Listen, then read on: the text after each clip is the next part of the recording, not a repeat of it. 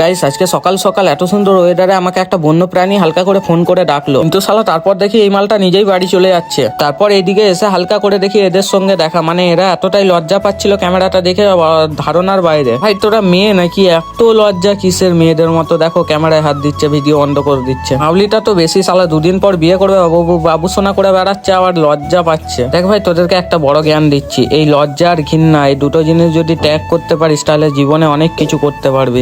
এক সময় এরকমই ছিলাম, ভিডিও করতে লজ্জা পেতাম, মানুষের সামনে ক্যামেরা তুলতে লজ্জা পেতাম, কিন্তু এখন সেই লজ্জাটাকেই দূর করে সবার সামনে ক্যামেরা নিয়ে ঘুরে বেড়াই। Hello hi welcome to my ইমা गाइस। तो आज हम लोग इरफान ब्लॉग के हैं। যাই হোক, এই ছোট পাড়া ভাইটাকে দেখলে, এই ভাইটা অনেকদিন ধরেই বলছে আমাকে ব্লকে নে, আমাকে ব্লকে নে, কিন্তু সেরকম ভাবে ওকে নেওয়া হয়নি। আমি যখন এদিকে আসতাম তখন ও আসতো না, আবার ও যখন থাকতো তখন আমি আসতাম না। শালা এদিকের অবস্থা তো দেখি সবাই মিলে তো মাছ ধরতে লেগেছে এদিকে।